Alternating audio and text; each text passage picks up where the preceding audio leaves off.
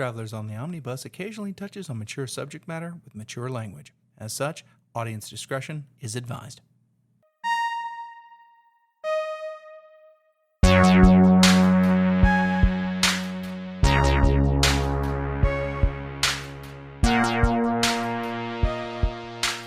I know you're probably surprised, but welcome to Travelers on the Omnibus. We have ghosts!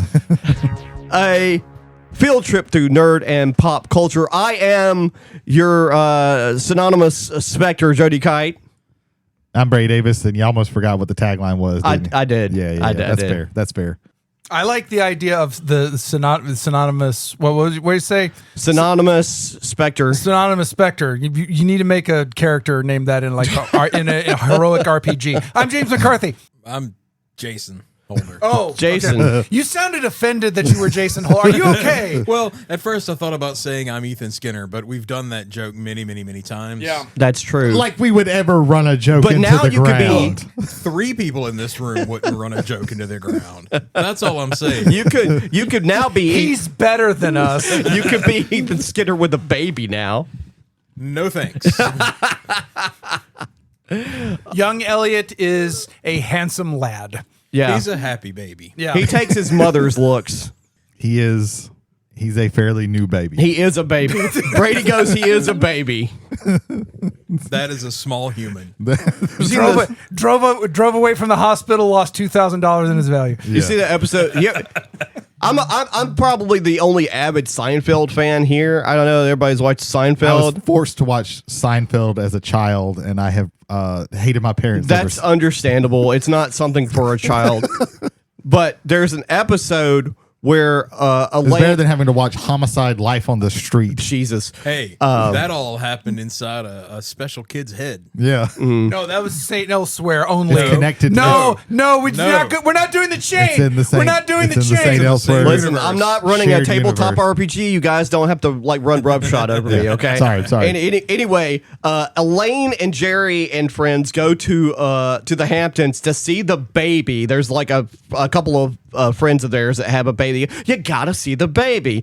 Well, they go see the baby, and like her friend introduces her to this doctor who's the pediatrician, and he calls Elaine breathtaking. She's like, ooh, she likes that. He's a doctor. And then they see the baby, and the baby's like the ugliest thing they've ever seen. And then the doctor goes, isn't it breathtaking? And she has to take a double take. She's like, I find it interesting that you would use that word breathtaking on a woman and also a baby. And he goes, yes, Elaine, sometimes you say things just to be nice. And it's like, how do you take that? Probably the way you should take that. Anyway, I have returned. I don't know. Like, you guys recorded last week, right? I think so. Yes. Was it last week? We might have. And then before that, No, we did, and then I released it on our old release date. To just kind of give everybody. So, the weekend's over. Yeah. Welcome back to Travelers on the Omnibus. yeah, I have not been in Gaucher for almost a month because I have been sick. I had COVID. Hooray. But I don't have it anymore, thankfully. Otherwise, I wouldn't be here. I'd still be sitting in my chair with no energy. And then he got eye COVID. And then I got eye COVID. Man, it's just like back-to-back diseases is great. I have been vaccinated. God All must right, really so- have it in for that little boy. Man, and I don't even believe in the guy. All right, so Brady, what have you been up to? For those who might remember, one of my favorite games that I've played in the past few years is a game called Grease. It's a phenomenal game. I would highly recommend playing it. Well, the Normada Studios, the people who made that, made another game that came out, I believe, last year before, 2020. I think it's 2024, called Neva. And I've been waiting to get it because I just don't want to pay full price for a digital game right now. So I finally got it. I got it for like half off.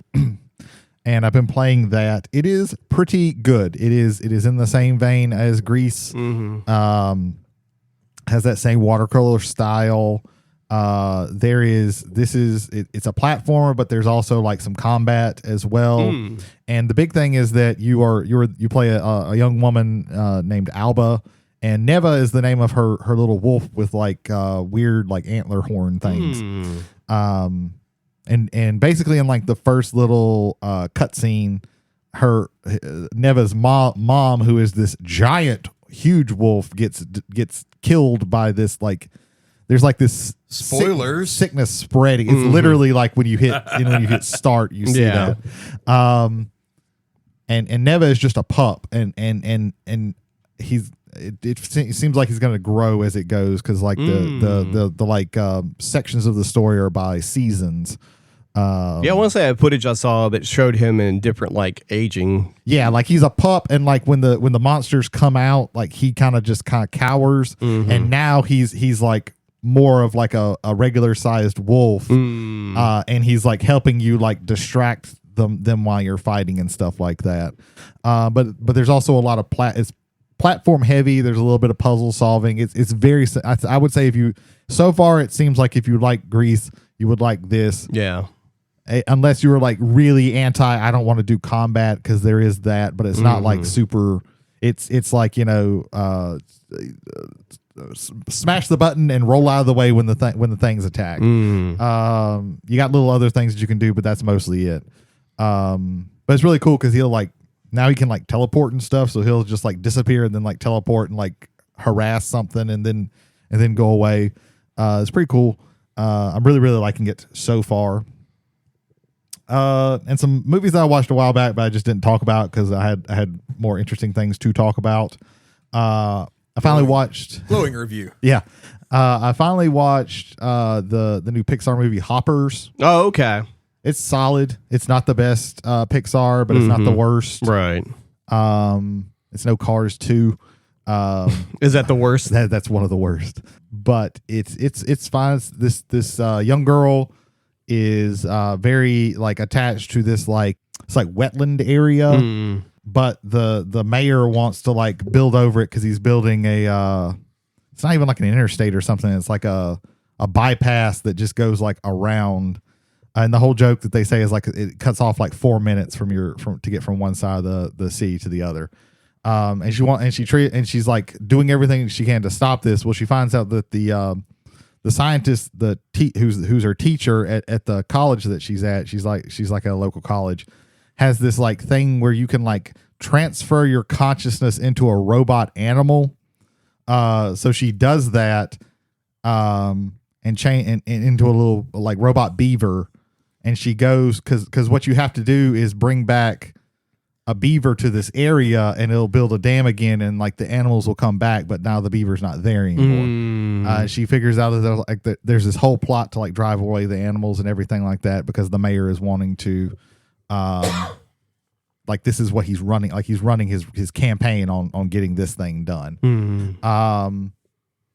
It's good. The weird thing is that nobody like the thing is like when she's in the animal, she can speak to animals, but the animals, you cannot understand them otherwise. And they can't understand her. And like when she's in the animal and she's like speaking, when she's in the robot, she's speaking, but then it cuts back to their view, and she just is like saying like chittering noises. And it's like, you motherfuckers have this technology where you can talk to fucking animals.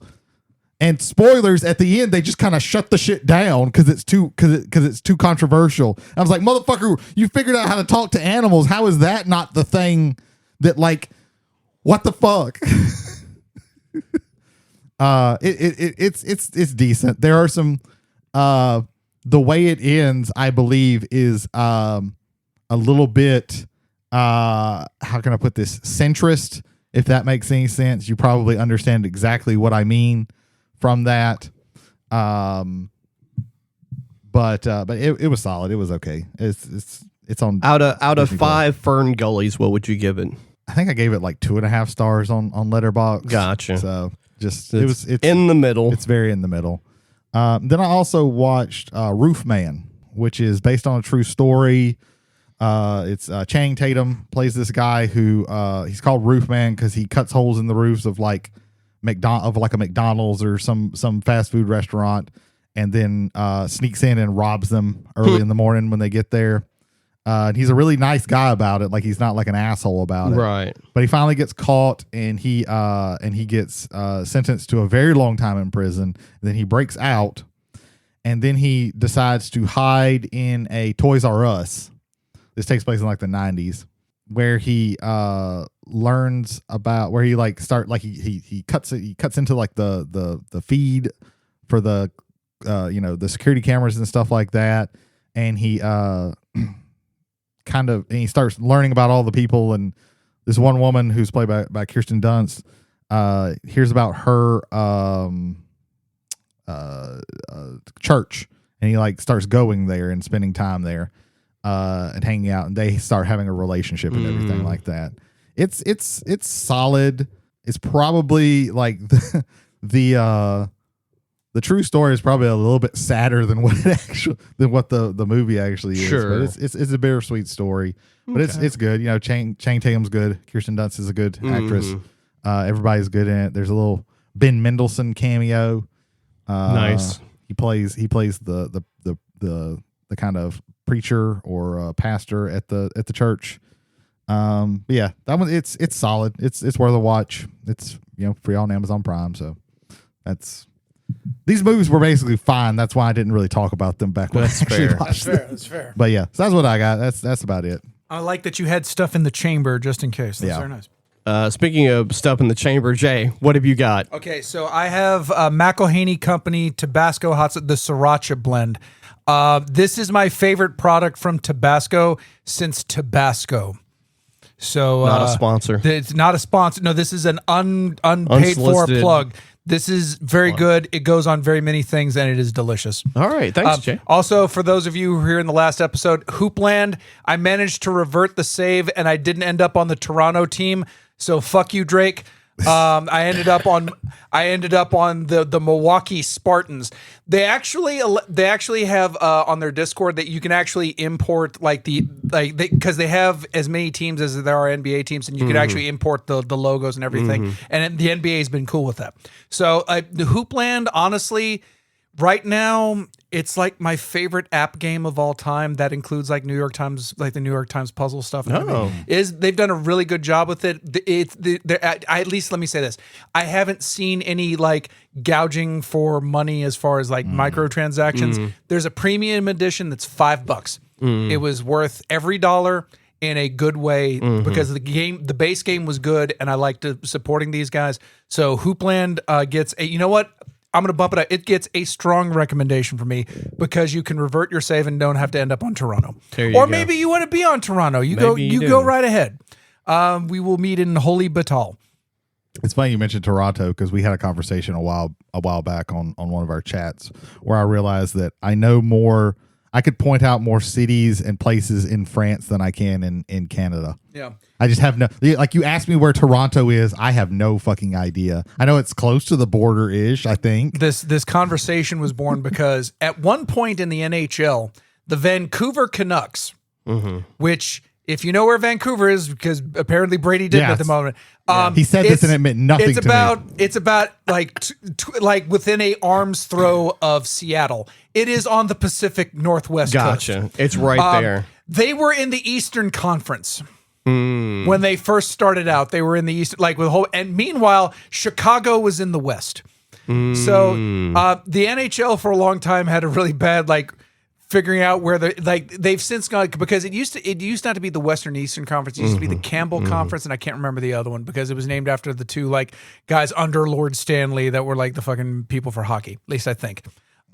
It's a Canadian thing. I don't know it too well. I should. That's more hockey lore than I know. There you go. Yeah, he said a lot of words, and I just zoned the fuck out. Yeah, I could tell. I was very appreciative. I was thinking about Nice, France, in the French Riviera, because I probably also know more about France than I do about Canada. That's fair. I just remember that they were named after people. Yeah. They had to be different. Yeah, there you go. So there you go.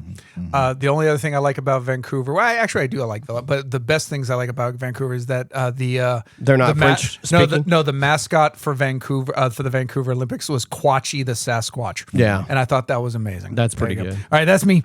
That's not the worst Olympics mascot. No. But that's a low bar. I was at the Atlanta Olympics. Yeah. Let me tell you right now, other than one other thing, Izzy was the worst thing about that did Olympics. You beat Richard Jewell? Maybe. He's a security guard. It's his real talk. That's how he figured it out. He was that's Yeah, and it wasn't him. is my It wa- dream. It wasn't him. Like actual like quick real talk for that. That man that man was legitimately trying to help and do his job, and he became. And then when they found out who the actual bomber was, holy shit! I forget. It was one of the Cool Zone Media podcasts did a thing on him and just how he was slandered so badly. Yeah. About that. Whoops. Travelers on the Omnibus. If you want to know how you get from Hoopland to the 1996 Atlanta Olympics bombing, we left that the day before that. Ah, okay. Yeah. So Damn. Lucky. yeah. All right. So follow that up, Holder. What you been up to? Wow. Anyway, so Saturday, we had a draft up here at McNarb's. Oh yeah. That was fun. It's the first time I've drafted Magic in 20 years. Oh, you probably. drafted Marvel superheroes? No. No, what'd We you draft? drafted It's like you never left. Right. We drafted Time Spiral Remastered. That's about the time That's you a very quit. nice one. Yeah. That's about the time I quit. Which there were some pretty fire cards in there. Oh yeah. I actually ended up drafting an Herborg, which was paid for my price of admission, basically. Ended up playing a red and green aggro with it. Yeah. Which, the 3 games that it popped off, it really popped off. Yeah. Ended up with a Bloodbraid Elf. So, Right.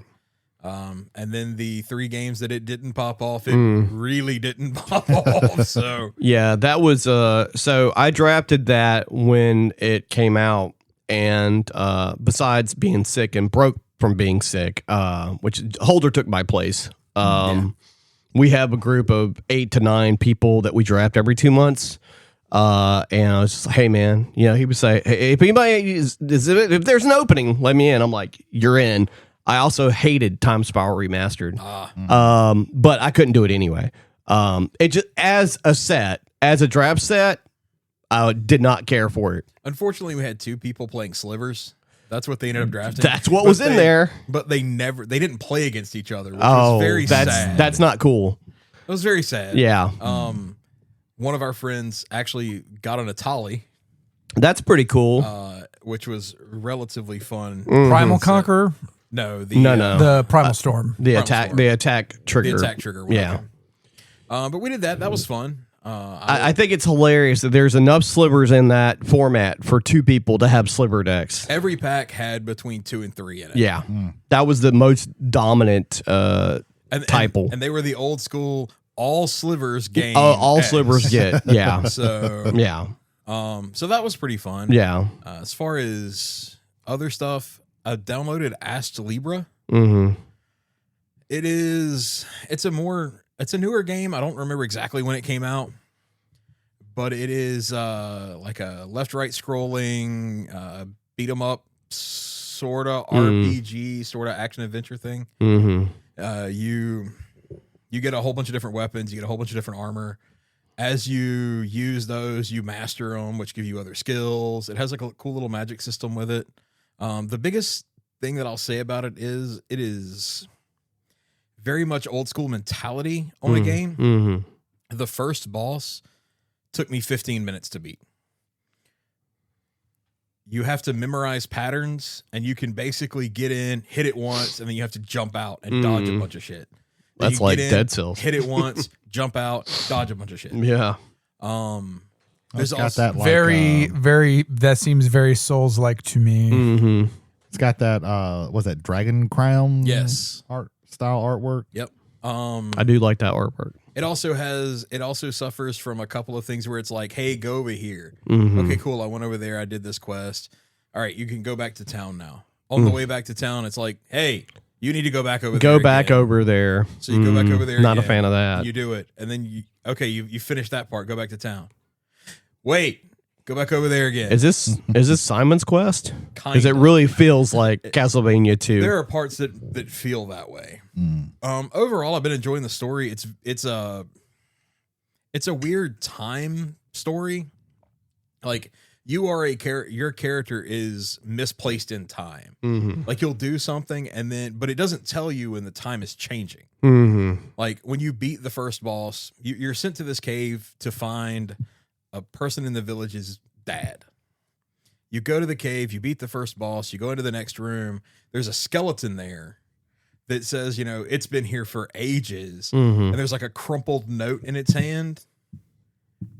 That's, I finally found what I was looking for, but the dragon killed me before I got here.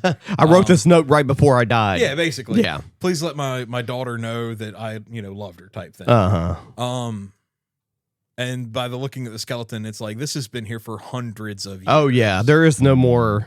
But there wasn't like the weird little time. Blue thing, right. You changed times. Yeah. No, you just did. Yeah. But it's been kind of You didn't hear interesting. the time machine noise? I know, right?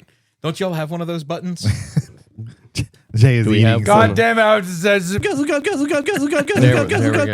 go. the telltale sign of time travel. That's the sound of Doctor Who getting canceled. All right, That's the sound of Doctor Who getting pegged. Okay. I don't know how much more I'm going to play of it though, because today the open beta for Everquest Legends. All of your other started. games are now gone. I played this game 30 almost years ago now. Mm-hmm. It came out in 1999. Yep. Played it in college. Yep. One of my friends that I knew before college ruined his entire life because of this game. I saw that happen to a few people. Well, like this dude, he went to college. He got a scholarship to go to Ole Miss. He failed out with like a point something GPA. Lost his girlfriend. Lost everything. That happens with addiction. Because of EverQuest. Yep. Yeah. Evercrack. EverCrack. Yeah, There's a reason they call addiction. it that. But this is a Daybreak Games owns it now. It's not a Sony property. Of course. But they gave this indie company the rights, I guess, to kind of remake it. And when I say kind of remake it, what I mean is it's all the original EverQuest graphics. Mm-hmm. But they were like, hey, we know that the people that started playing EverQuest back in the day that will be the target for this are now in their 40s or higher. Right. We're going to put a whole bunch of like quality of life updates in it. There you go. You can solo. Mm-hmm. You can do small group content. You don't have to have like 8 people to do anything. That's You a can good do this idea. with like 2 people. Yeah. That was a problem with a lot of MMOs. Oh yeah. Every class, every character you make, and you can only make one character, but you pick 3 classes. Mm-hmm. You can mix and match them how you want. Oh, that's cool. So you kind of have a Flexibility. a group in a character. Yeah. There's a lot of little things they're doing. Mhm. This is their stress test because the game is actually launching the end of the month. Gotcha. July. Gotcha. So this is kind of their stress test. Mm-hmm. Get rid of the last little bugs before they actually launch the game. Right. So I'm looking forward to getting into it a little bit, see what's going on. I've been consuming some content on it, watching people, going and soloing the in-game bosses Yeah. because of the way they've changed things around. So Mm-hmm. I'm looking forward to it. There's several people. Friend of the Travelers, John Sheldon, is playing. Yeah. Friend of the Travelers, Aaron Bernard, is playing. Mhm. So quite a few people jumping into it to see what it looks like. Yeah, that's good. That's good. Otherwise, that's it. Okay. So I've been gone for, I haven't recorded with y'all in about 2 months.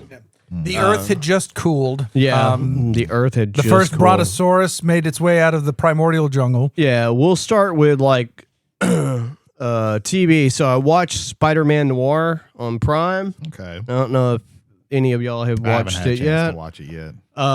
They have it. They have a built-in thing where you can watch it in black and white, like their version of black and white. They shot the show for. I liked it. I was like, man, I haven't seen Nicolas Cage like actually act outside of being Nicolas Cage in a long time. And then around like halfway through the show, there was an episode where he Nick Caged all over the place. Oh yeah. But they explain there's a reason for it, but he definitely He cages. can't keep that up. He can't be normal for that long. He acted Like you got him for like a 2-hour movie or like 3 episodes of a show. he Yet tried so I hard. think this is like the first TV show he's ever done. I think you're correct in that. He was involved in the production of the show. I think they did a really good job with it. The believability of the world was nice. I mean, it's got noir in the name, so you've got that 30s kind of vibe going on there. Yeah, I know the comic. It's like everything is like super dark. Yeah, like super dark. yeah. It's very stylistically shot. The only thing I think the show really missed, and people really don't do this anymore, is like there was like a huge missed opportunity where they could have had some really cool, like either comic book panel stuff or like Dutch angles. You know what I'm saying? Mm-hmm. Like there was none of that, like, you know, quick edit, like, you know, wacky stuff. They did what they did. But yeah, I mean, it was cool. You know, I could say I would recommend it. It's different. Like, it didn't feel like a Marvel thing at all. Okay, that's good. It felt like it was its own separate thing, like some of the better Marvel TV shows, you know. Because, like, WandaVision felt like Marvel, but WandaVision felt like Marvel when Marvel was still good. Yeah. You know, I can't really say that about any of the other TV shows because I think I watched most of them. Yeah. Hawkeye was decent. I enjoyed Moon Knight. I didn't watch Moon The Knight. last thing I watched was the first season of Loki. Everything that came after that. I watched stopped. both seasons of Loki because they ended it on the second season, and that show was actually really good. Yeah, I liked the first season. I just can't it's the Marvel TV shows. The second season's really good. The problem is burnout at that point. I think Endgame is the last Marvel property I watched. Yeah, that's fair. But anyway, Spider-Man Noir. Spider-Man. Did you watch the last Spider-Man movie? No. Nope. The last Spider-Man movie was actually really good. The one that tied in all the early Sony stuff as well. That one was really cool because it doesn't feel like it's just Spider-Man. It doesn't feel like, you know, the MCU. Yeah. It feels like Spider-Man. Good Spider-Man, Tom Holland Spider-Man. Anyway, there's another one of those coming out soon. It looks interesting. Yeah. Saw the new trailer for the new Robert Eggers movie. Werewolf. Oh man. Yes. I'm excited. That looks really fucking cool. Also saw the trailer for Cyberpunk Edge Runners 2. I saw that the new season was coming out. I didn't watch I watched it's a teaser trailer. It's like a minute and a half. It's gonna be fun to watch to see how they follow. You know, season. Yeah, that's a big follow. They're gonna have to have any of the same characters. No, it's not. It like which makes sense. Like it's gonna be like a new crew every single time. They're going to probably reference something because I'm pretty sure I saw like an effect in the trailer that was the Devastan or whatever it's called. Yeah. I saw that effect for a second. I'm like, oh, that somebody finds that, of course. Yeah. I hate that the only physical way that you can get Cyberpunk Edge Runners is like the special edition, like $80 version that the company is selling, and you can only get it directly from them. Yeah. Oh, from Studio Trigger. Well, it's like whatever the company selling the Blu-ray is. It's like whoever made the Blu-ray. It's I can't remember. It's one of those like companies who puts out like the anime stuff. Right. I can't remember off the top. Yeah, it's also odd. Like I was saying this off mic, like to Jay. I think it's like because Studio Trigger typically does not do a second season of anything that they do. Yeah.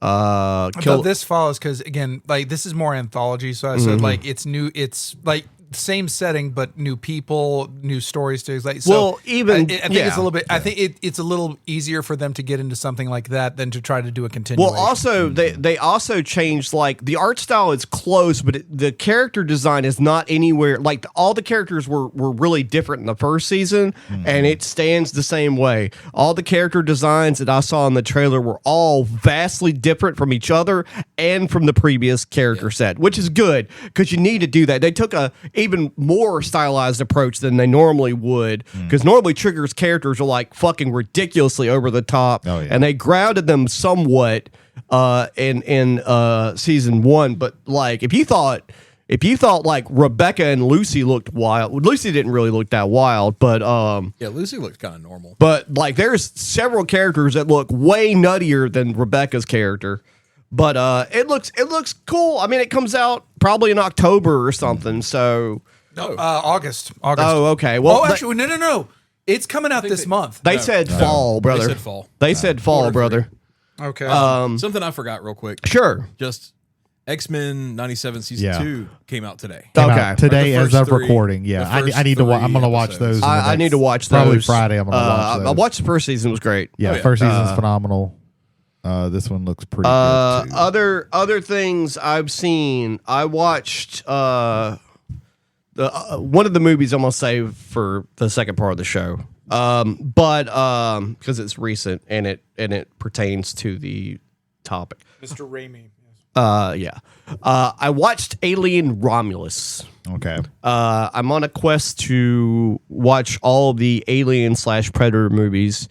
Oh, man, because That's a rough one. Well, I took a hard pass on everything after Alien 4. I was like, and then when they announced when they made, because I remember the what was it, Dark Horse, was it Dark Horse that did the Alien versus Predator comics? Somebody did them. And so. and everybody like fucking jizzed in their pants because it was like those comics were awesome. And I think they even made like a Super Nintendo game or something. It was like yeah. which was not good. It wasn't. And much like anything else associated with that property. They also made a deathmatch Yeah. style Yeah. that was Alien versus Predator, but also had Space Marines. Yeah. And so like I remember like Aliens versus Predator came out and it was rated PG-13 and I was like, you know what? I'm not going to watch this, and I'm glad I didn't from what I heard, but I'm still going to watch it eventually. And then they made Alien 4. I saw that because it had Winona Ryder in it. It didn't make any sense, but it had Winona Ryder in it. That movie is bad and stupid, but it is fun to watch. Mm-hmm. It's bad, it's stupid, nothing about it makes any sense. Right. But it's fun to watch. Yeah. Because, spoiler, they killed Ripley in the third one. Yeah. But they cloned her. Yeah, we can somehow. clone her, and then she has the alien too, the Queen Alien. Yeah, Well, because for- when she was cloned, it got cloned. Yeah. That's how that works. That's how evil the corporation is. I have a soft spot in my heart for Alien Resurrection because of Brad. Of course you do. Because of Yeah.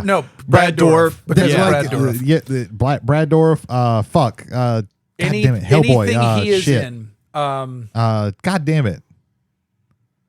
What's his fucking name? I can't remember, but I Hellboy. remember he was in. Ron Perlman. Ron Yeah, Perlman. yeah. Why could I not fucking remember his I can name? remember he was in City of Lost Children, but I can't remember his name. Yeah. Yeah. No, Brad Dourif elevates literally I everything. mean, yes, he's this in. is true. I mean, yeah. If you've seen Cecil B. Demented, he's the reason to watch that movie. Yeah. Spontaneous combustion. Which, Right. man, he is at his Brad Dourifest. Yeah, in that for movie. sure. Oh well, my that and God. Blade. Yeah. Yeah, that was a pretty good one too. Yeah. He was in a couple of heist movies in the early 2000s. You should check him out. If you don't, I can't remember the name of them, but He was you know, Peter DeVries in Dune 84. I don't remember that. So I watched Alien Romulus. Who's the dude who carried the milking cat? Now, Fade. Yeah, okay. No, it was Fade Routha. That Sting carried that cat, sir. Who cares? Can we not? Now, Fade. Doesn't matter. Thufa's a Harkonnen now. I like how we bring Dune into me talking about Alien Romulus. It's been great. It's been great coming back. All right.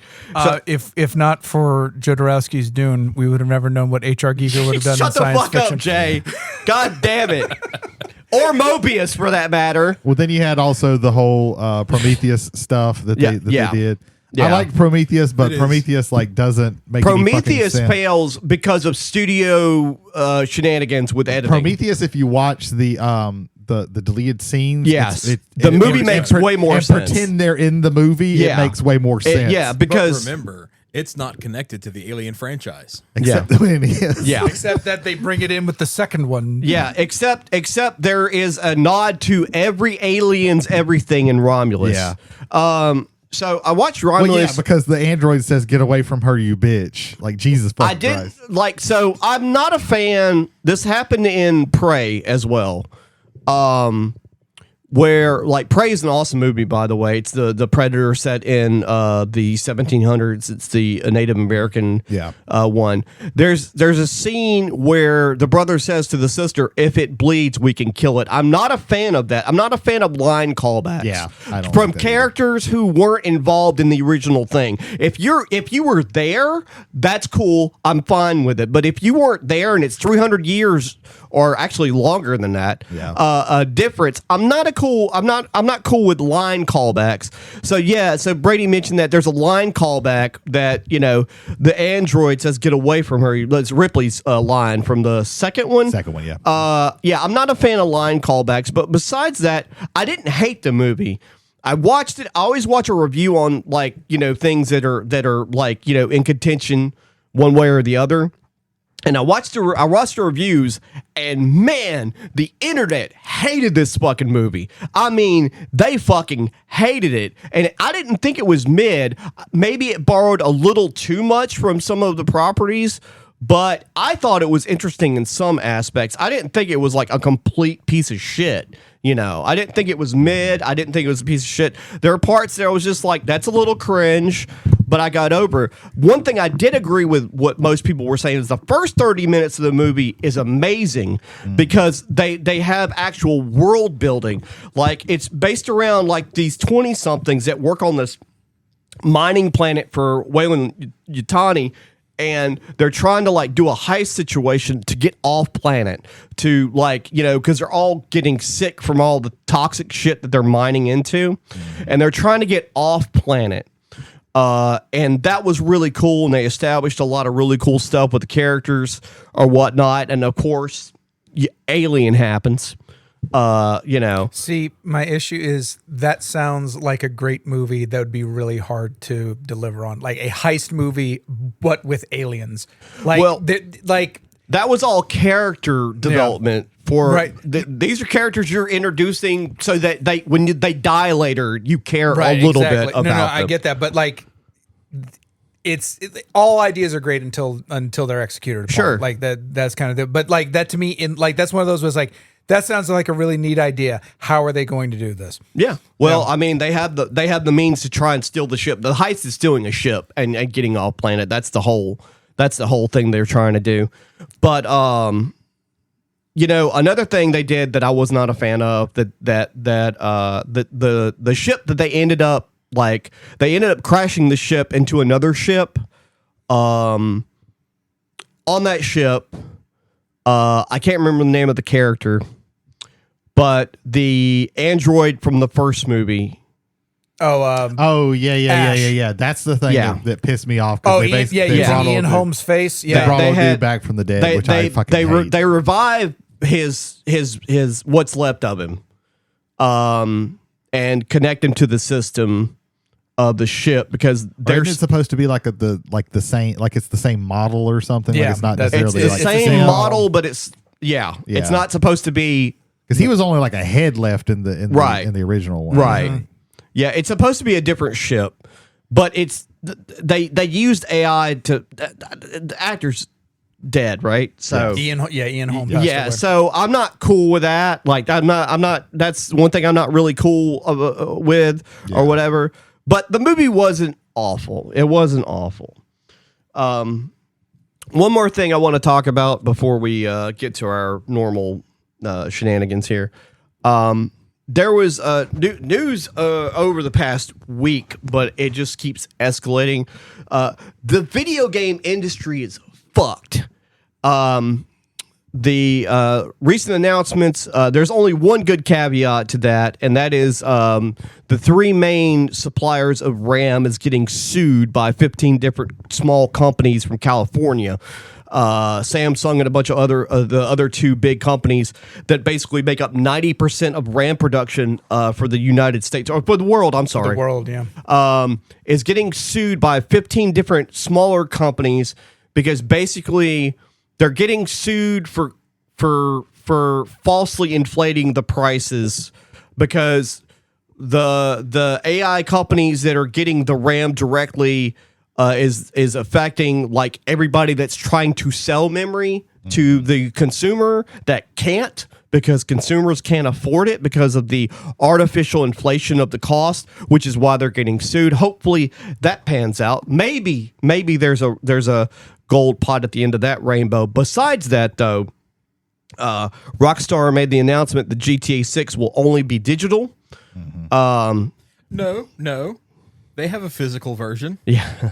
Yep. You can get a code with a box. It's a box with a code in it. Yeah. Sony made an announcement today. Yep. 2028. 2028, January 2028, Sony will no longer be making physical media for the PlayStation, including the 5 and the 6 is most likely going to be digital only, which is something I think they were almost going to with the 5, but decided against it for some reason.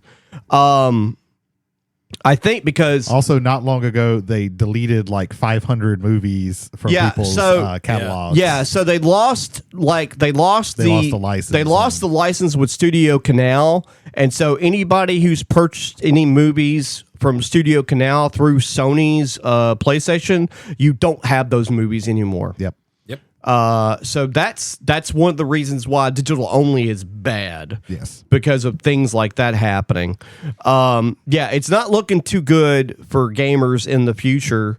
Outside of things being ridiculously expensive, and they're going to have a lot of issues if the prices of everything continues to rise, because outside of like a very small minority that cannot keep and sustain a company, $1,500 for a console or a Steam box or whatever is not going to fly for the average consumer. And you mentioned GTA 6. Not only is it not going to be a physical, it's $80. Yeah. If you buy the $80 version, there are parts of the game that you'll be able to see, but you won't be able to go to. You got to buy the $100 version or pay the $20 upgrade fee later to be able to get to that stuff that you can physically see. There you go. They were speculating on that game being $100 when it released, so that's pretty much defines that. Yeah. The problem is, as you know, it's like, now I remember. Now, the reason why they didn't do digital only is because, they're in a position where, we can just put the boxes out in stores, so stores will still carry our consoles, because Walmart was not going to carry the PlayStation 5 because they were, hinting at it being digital only when it was still in production, and big box stores were like, we're not going to carry any of your shit if it's digital only. Why are we selling it if we don't have anywhere to put stuff on shelves, right? We need to be able to put stuff on shelves. So that was why. They also had... there were several PlayStation 4 games that were coming out towards the early launch of the PS5 that were like, hey, if you buy it now on the PS4, you get a free upgrade to the PS5. Sure. But if you bought the physical version of it, you had to physically have the disc in the game system. Right. Well, that's not going to be an issue anymore. Yeah. Also, I didn't even know the stores were still live for the PlayStation 3 and the Vita, but apparently those are getting shut down at the end of this year. So that's something to look forward to, I guess.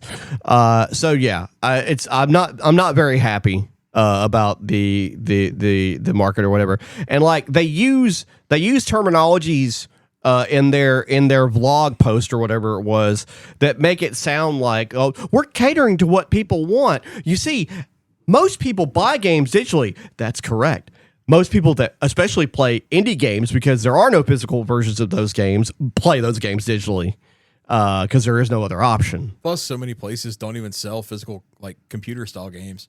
No, very few places sell physical computer games anymore. Yeah, they made it very hard to actually buy physical. Yeah, even nowadays. Walmart, most their shelf space is smaller and smaller. Yeah, and also the titles that you can buy are very limited on what you can get. The Switch section is the biggest video game section in Walmart. It is, which is crazy when you think just a few years back. Yeah, where almost the whole thing was PlayStation 2 games. So yeah. Yep, that's the state where we're in right now. State of the world. Hooray. Yeah. Watch the Linus Tech Tips build a their own version of the Steam box for $100 cheaper.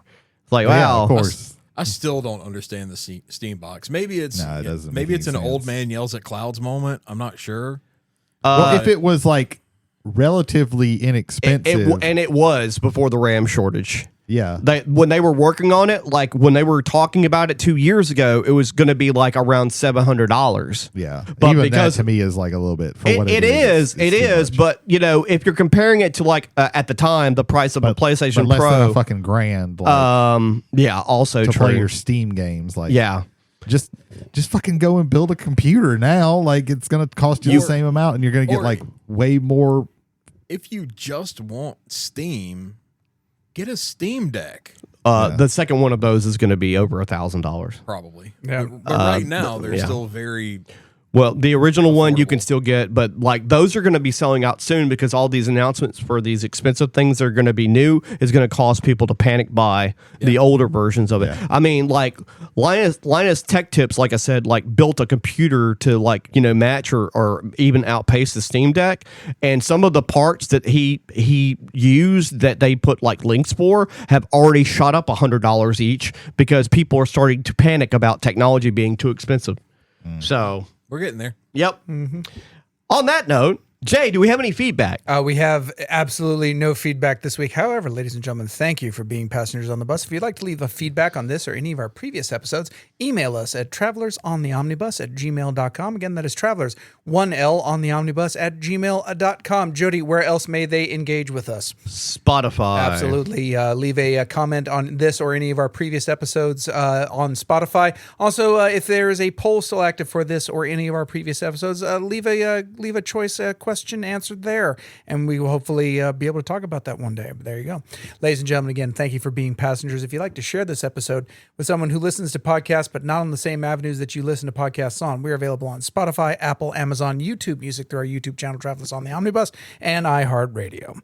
Well, I guess that means it's time for our main topic. I buried her in the cellar.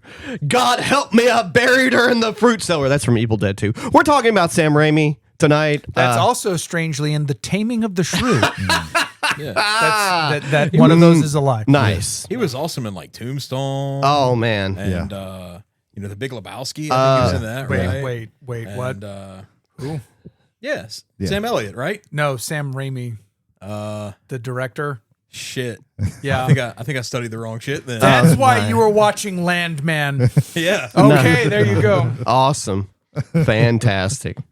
We call that one pulling a Jody. Ethan did No, that. Ethan I'm did about that to say, too. That's Ethan's a the one pulling that an did Ethan. that. Ethan Ethan's also the only did one it. who's done that. Yeah. Yeah, the I Tale watched of the the wrong- Tale of Two Sisters is still like Right. one I of my watched. favorite I things. think I watched the wrong movie once. I did something similar, but yeah. Nothing to the extent he did. Yeah. I think I Right. like what was it? I listened to Sleep Token, the instrumental version.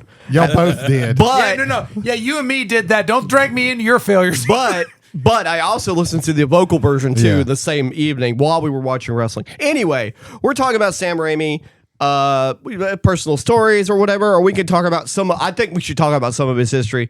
I always find it hilarious because his history stuff is like very quick. You know, for the most part, it's like him and some friends from college made Evil Dead. They, in order to raise the money, they got investors from like people who own like private grocery stores and local businesses or whatever. And in order to get the $100,000 they needed to fund the movie, they had to practically give the rights away. So they didn't even have rights to their own movie after it came out. They didn't make any money off of Evil Dead at all until. I don't think Sam made any money. I don't think Bruce made any money off of Evil Dead. I don't think any of them made any money off of it, even after DVD sales, because they had to give the rights away in order to make the movie. That's why Evil Dead 2 is pretty much like the remake-ish retelling. Yeah. So they made Evil Dead, and little known movie that almost nobody knows about made Crime Wave, which almost wiped him out completely.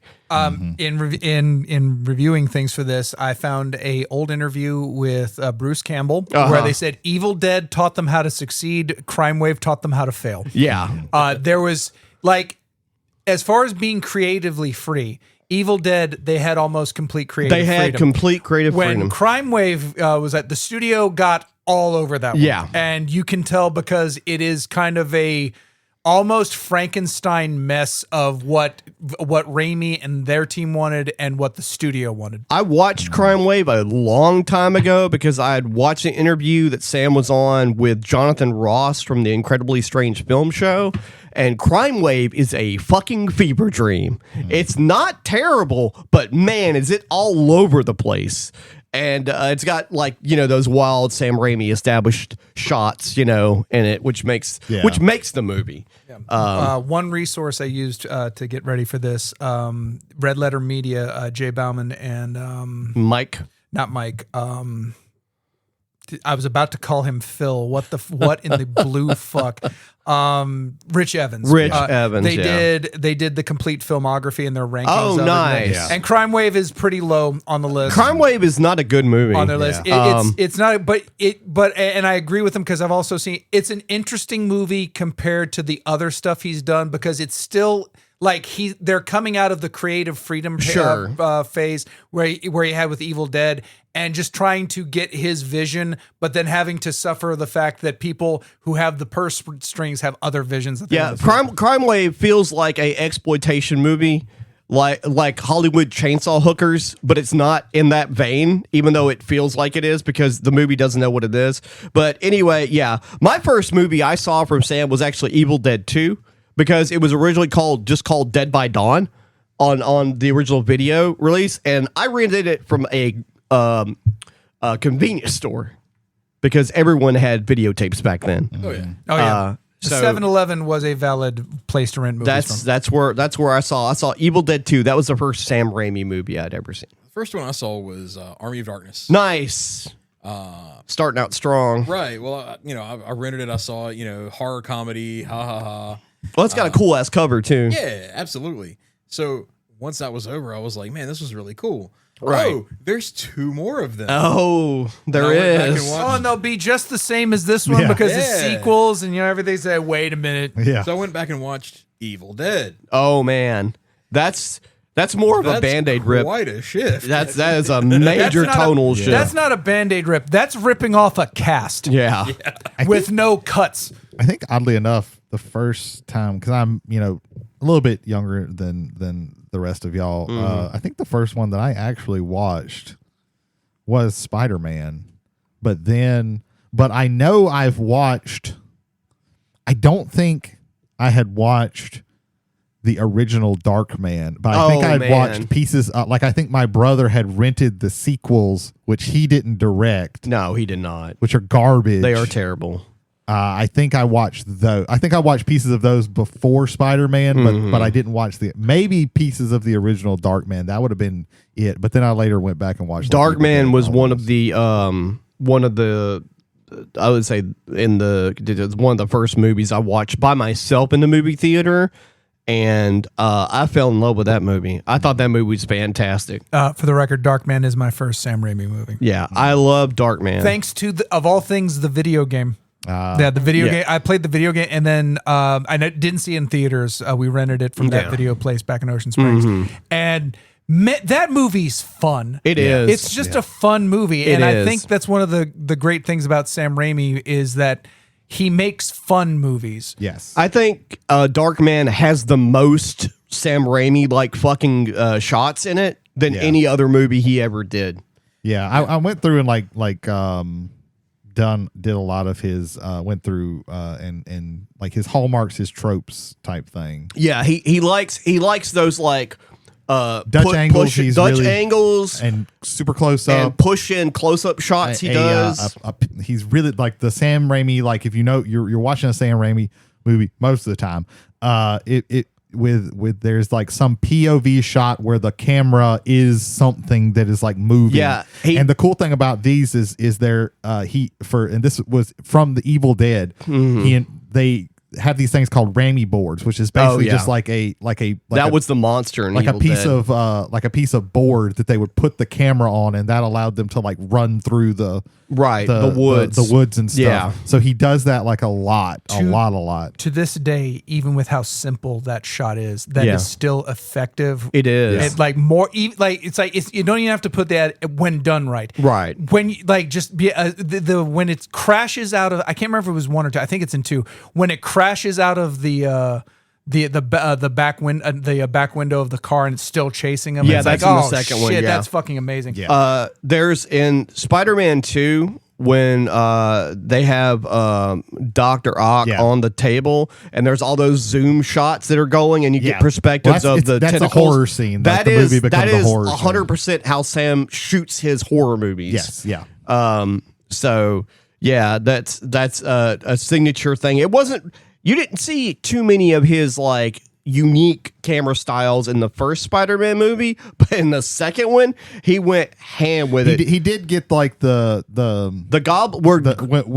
Whenever like the Green Goblin was on screen, he would oftentimes do like a weird angle. Well, or something also like the that. death scene, and he also got like is the very Sam Raimi with the Goblin in the first one. You got a lot of the over the top campiness. That very had. true. There's usually like a somebody goes crazy and losing it scene, right? Like the Green Goblin, like just take the fucking elephant. I love that scene. Yeah. Like as an adult now, it's, the fucking scenery behind him goes away. And it's just it's fire. just fire and darkness and shit. Yeah, It's so comic book like. Like why the fuck did Liam Neeson do more of this shit? Yeah, that was like one of his but first then he had movies. to do Schindler's List. Yeah. Oh, dude. Bring us all fucking down. That was like, I think like 5 years later he did Schindler's List. Yeah. But yeah, that scene is wild, man. Just like the fucking elephants. Was it? No, it's just give me the fucking elephant because he doesn't want to give it to him, and then he just like fucking snaps his Well, he's goddamn- trying to give it to her, and she doesn't want it anymore. He's like, just that's take right, the that's fucking, right. take the fucking elephant. Take the fucking elephant, Frances McDormand, soon to be like 3-time Oscar winner. Yeah. Oh shit, that was her, wasn't it? Yes, it is. It doesn't look like her though. She doesn't look any. And that's his wife, right? Yeah. They're married, aren't they? No. I'm not- She's married to a Cohen. Oh, she's married to one of the Coens. Okay. Oh, Disregard. interesting. Which brings up the fact that he is very close with the Coen brothers. In fact, he was the second unit director on the Hudsucker Proxy. And they were PAs on the Evil Dead movies. Yeah. They were. And Crime Wave. That connection checks It's like out. it's then. like Raimi, the Coen brothers, and one or two other of those directors from that era. I can't remember the other. There's at least one more. They were all like really close together. to it. And they would work on it. Yeah, 'cause but I it was think- really but it's really like Raimi and the Coens I want to are, like, say I want to really- say some of them were involved with Blood Simple. I want to say. Yes, They helped them film what would be the Cell 2 trailer for Blood Simple because which I wish this show still existed because it was like one of my favorite things from the independent film channel. It's called Dinner for Five. Oh, yeah, I love that show. And it was fucking Happy from fucking Favreau. Iron Man. John Favreau, thank you. John Favreau and 4 people, and they were talking Yeah. about independent filmmaking. Yeah. And arguably my favorite episode of it ever was him, Bruce Campbell, Faison Love, Roger Corman, Rob and Zombie. and Rob Zombie. Yep. And just the stories from that one. That's the best one. But in particular for that, they were talking, and we mentioned about like the raising money for things and how like they didn't have, like some dentist in Michigan has made 10 times as much money off of the money he invested to get Evil Dead done. Yeah. So it was very good there. But the way the Coens did it, they saw what they did and say, okay, we'll do something. And they shot this is what this movie will look like in a theater. And it was basically like 2 or 3 scenes from the movie. Yeah. And then they brought investors in. This is what you're paying for.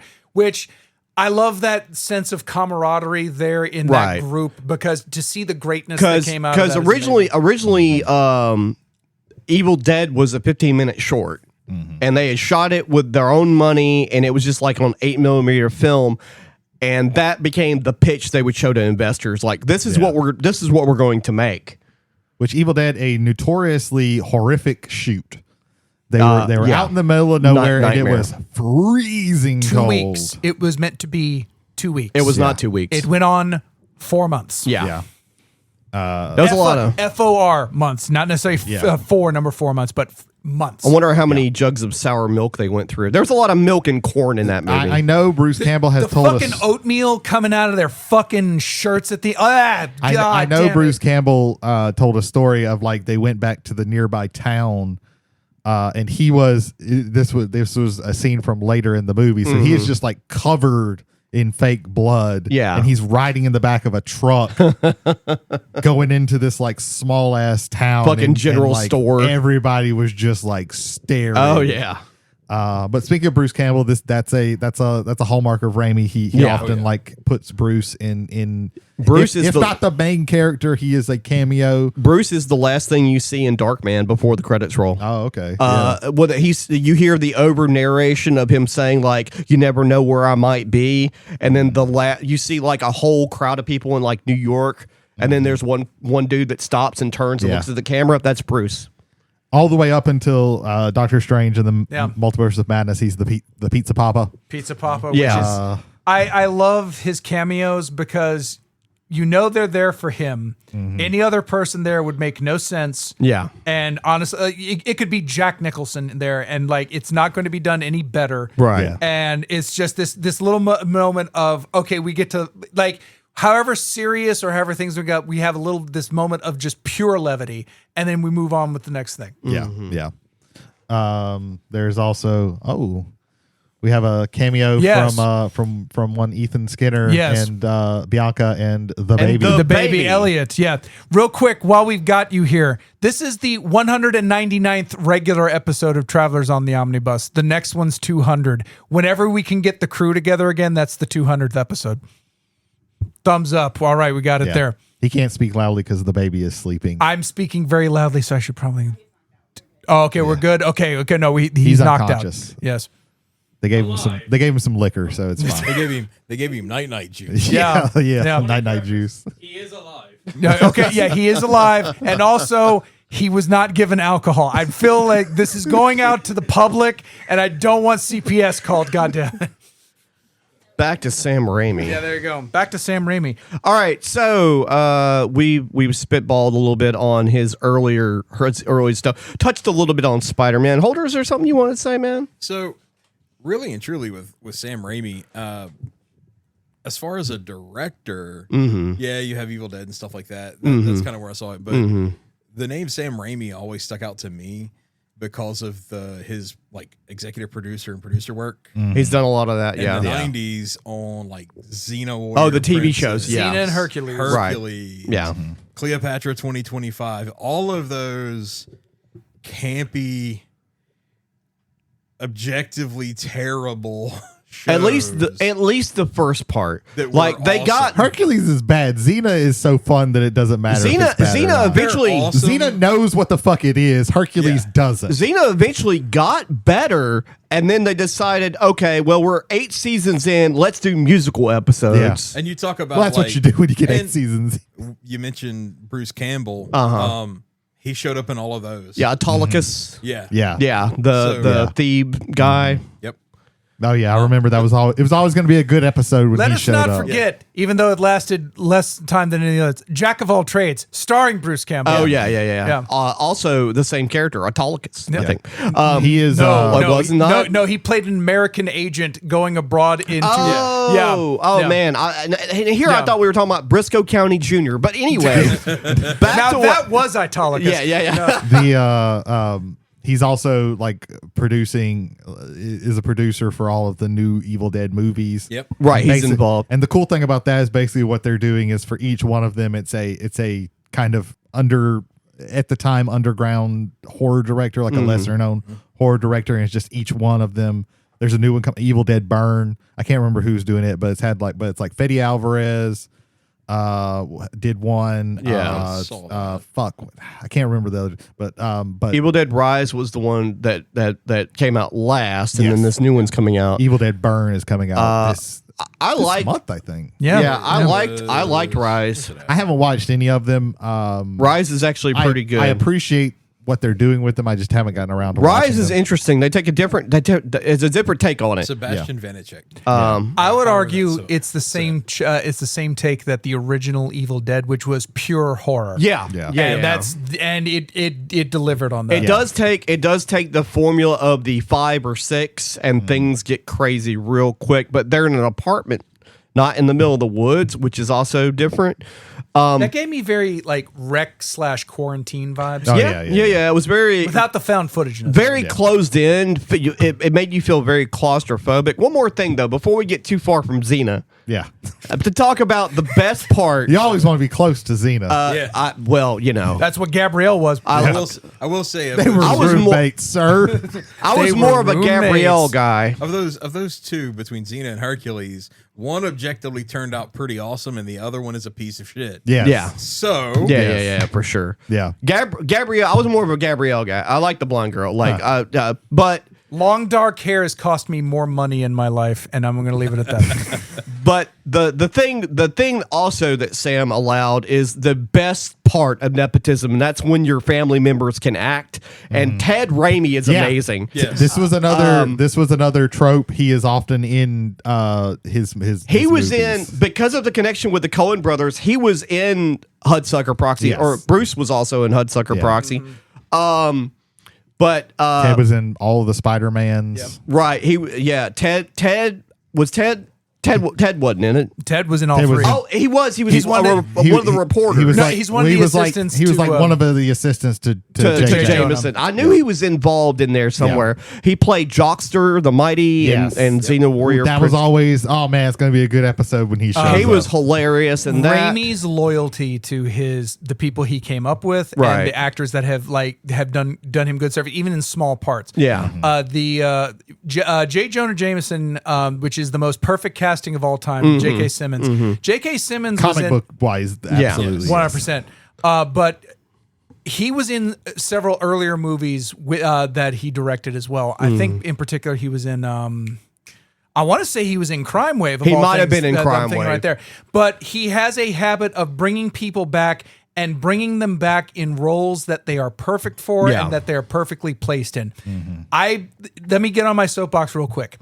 It is not nepotism and it is not favoritism when you get a family member or a friend a job that they are qualified Right. for. Yes. Right. It's when they are not qualified that's when Yeah, it becomes I think- that's when it becomes the tisms. I think Ted was also played a Deadite in both of the early Evil Dead movies, and I think he was in Army of Darkness too. I definitely remember him being a one of the extras in Army of Darkness when Bruce is trying to rally the peasants, and he goes, "You have my staff." He did the Gimli line. I love him in Army of Darkness. Ted Raimi was also, there was a movie that it was like a slasher that takes place in like a grocery store.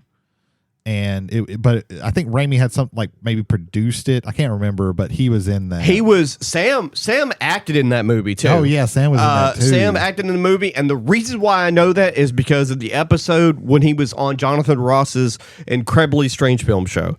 I remember that part and another part that I'm about to talk about, which is hilarious to me anyway, where he talked about him and the director of The Hills Have Eyes had an ongoing thing where they would rip each other's posters in their movies. Because in the original Evil Dead, there's a Hills Have Eyes posters that gets ripped during a scene, and then in Hills Have Eyes Part 2, an Evil Dead poster gets ripped in half. Okay. But Jonathan Ross is such a nerd. He asked Sam about the posters, and Sam goes, "That's funny. You know what else is funny? This is where I get this line from." Sam goes, "You know what's great about Hills Have Eyes Part 2?" And Jonathan Ross goes, "I don't know. What?" He goes, "You know what's worse? I'm going to ask you a question. What's worse? The cannibals show up and there's a baby. Now, what's worse? They eat the baby or they raise it as one of their own?" Like, wow, what a question. That's Sam Raimi for you. Ted Raimi also, just real quick on Ted, he was also had like one of my favorite parts in the American version of The Grudge.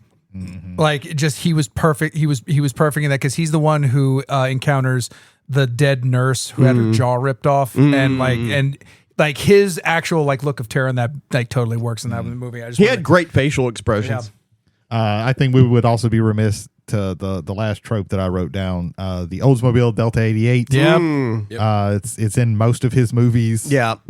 If he can fit it in there, he's going to fit it in there. They broke the car in the shot from Army of Darkness, which is also a different car, or at least it looks different from. If you watch the end of Evil, they even showed the end of Evil Dead 2 at the beginning of Army of Darkness, and the car's different because it got wrecked or something. Yeah. During that. He tries to put that was like his old car originally, and then so he puts that in like most of his movies. Another crazy thing about Army of Darkness is the end of that movie is not the end of that movie. So, they shot the movie without a secondary ending.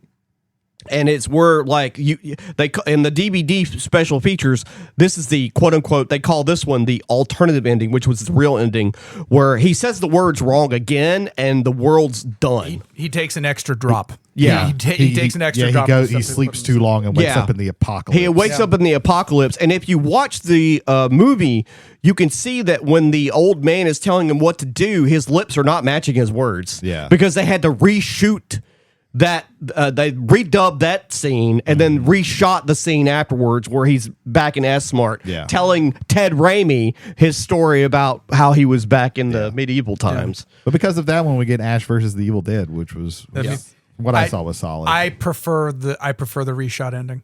I like the idea that this I don't like that he fails at the end. I think it's like he lucks his way back into the into his own time, and he just goes back being a schlub, except for the fact he's the best person to kill deadites that just show up at the store. I felt that to me as far as Army Dark, and of course I did see it before I knew about the deal. I do think that fits more in the line. Now, if it would have been like Evil Dead or Evil Dead 2. Might be different because those do end with him just like it as a horror movie kind of sometimes should ends with the good guys losing. Oh yeah, yeah. The first two end on a down note for sure. Yeah. I want to ask y'all about because he has a run of 3 movies that are when people think of Sam Raimi movies, they don't usually think of these movies. And I actually haven't watched any of them. One of these is going to be The Gift. Yes. Okay. A Simple Plan, For the Love of the Game, and The Gift. These I'm not familiar with at all. I haven't seen For the Love of the Game. I've seen The Gift because I was a young man in my 20s and I heard that Katie Holmes was going to be naked. Yep. I was just about to say, why does that movie sound familiar? Because Katie Holmes was topless. I was like, oh, that's Now I have probably seen that. Censored. Allegedly. And we don't even know what the allegedly ties to there. Florida. But yeah, no. That is that. I'll start with The Gift because, because again, reviewing his filmography, like this, for the Love of the Game came completely. You could have told me that was like, that was a Robert Zemeckis movie. Right. I was like, no, because it doesn't Raimi look like a Sam Raimi movie. It doesn't, and right. neither. And A Simple Plan. If you'd have told me, that's a Coen Brothers movie, maybe kind of was. What's the plot of that one? A Simple Plan. Do you know? A Simple Plan, if I remember correctly, basically they have this idea for a heist and it goes wrong. Which, if you think about it, that's a Coen Brothers movie every single time. Yeah, I haven't seen. I want to say there was a period where they were like where each of them was like, and this could be just me like making this up out of whole cloth. Where they each said like, okay, Sam Raimi, I'm going to make a kind of a Coen Brothers movie. And then the Coen Brothers said, well, I'm going to make kind of a Sam Raimi movie. Right. I could be wrong about that, but it feels and that's like how we got the Big Lebowski. No, it feels like that's something that they would do. Man, most Coen Brothers movies don't look like other Coen Brothers movies. Like Lebowski doesn't look like Raising Arizona. Yeah, I mean, it all depends on who took the lead on that. 'Cause you can see now that we're getting off track, but you can see now that they have separated what each of them. Well, now that about. one's happily retired, the other one's still making movies. Sure. Yeah. But no, a Simple Plan, because I think that was what Billy Bob Thornton and I can't remember. I thought that was a movie where they found money. They do find money, but it's what happens after they find the money. Sure. And I think it's him and Bill Paxton. I and remember the trailer for that, but I don't. Yeah, I didn't see that one. God rest Billy his Bob soul. Thornton. I remember The Gift being like a mid movie. Bridget Fonda. The Gift is okay.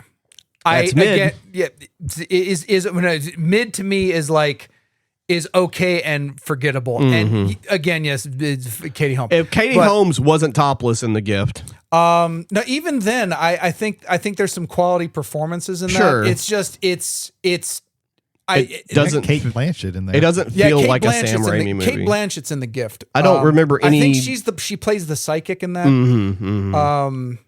And so there is that. Right. If you would have told Billy me, Bob Thornton wrote it, but co-wrote it. A Simple Plan. No, The Gift. Wow. Okay.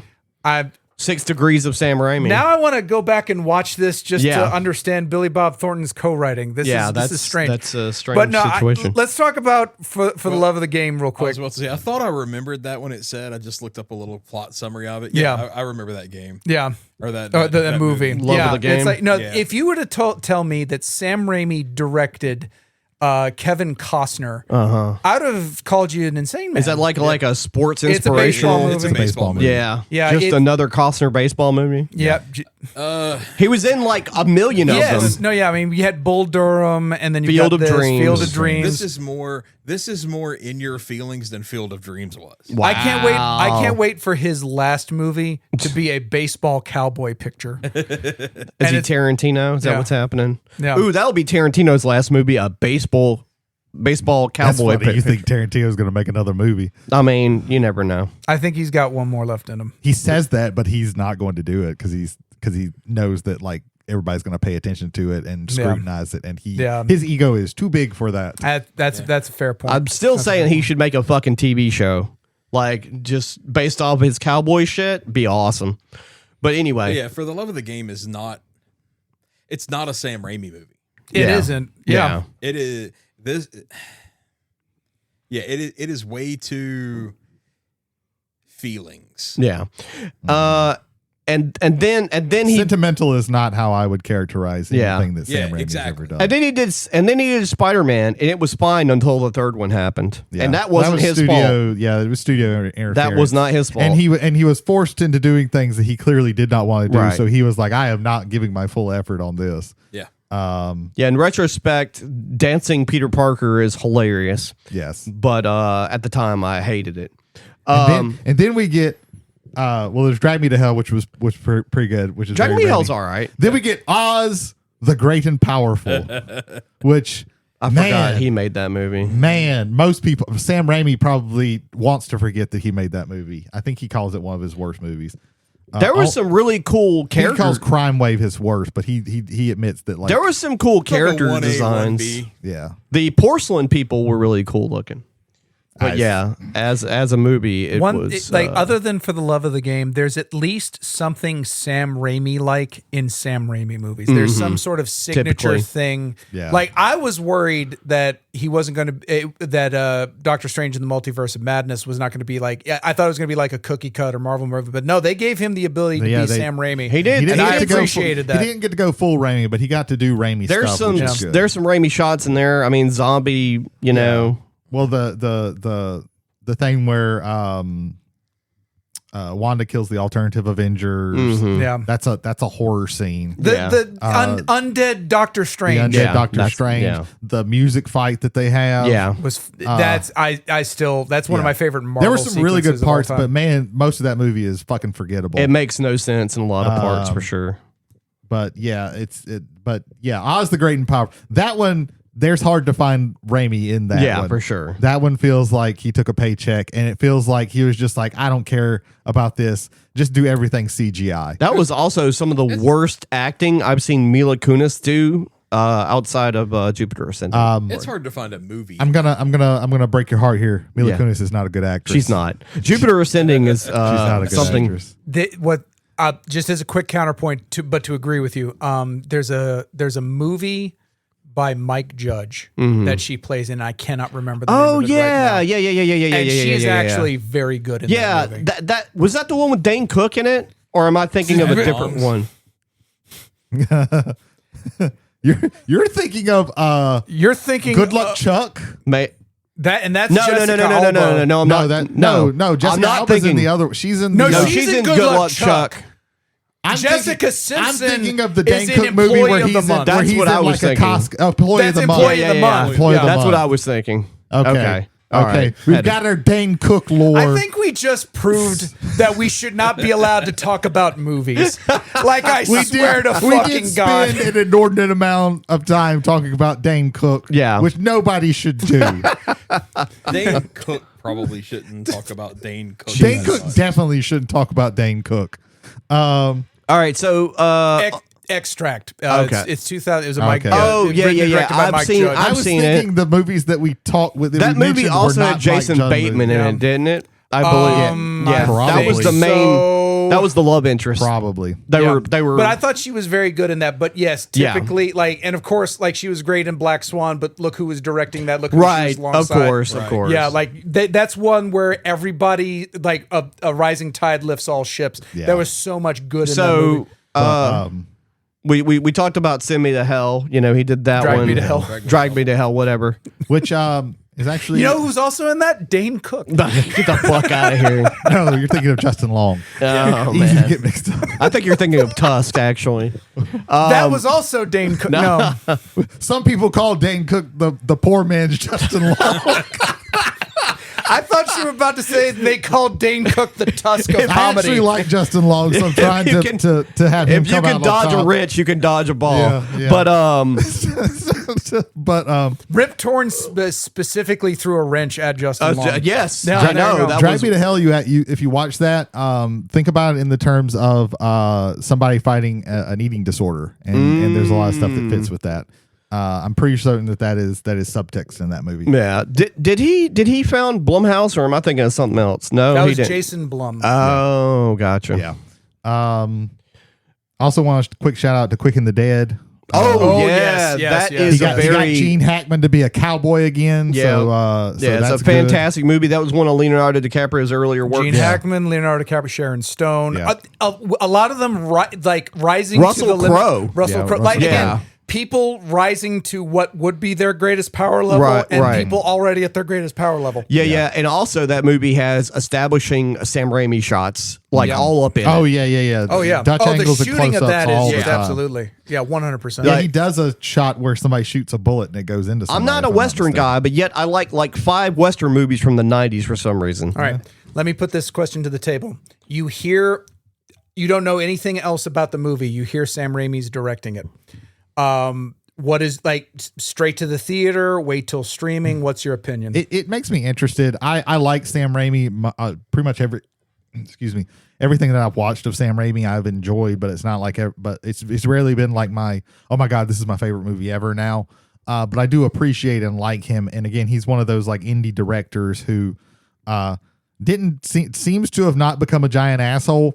So there's also that. But yeah, I am more interested if I see a movie like a trailer and then I see directed by Sam Raimi, I am more interested in it. I don't know if I'm gonna like run to the theaters or whatever. I feel the same way, especially considering that horror movies typically come to streaming a lot faster than anything else.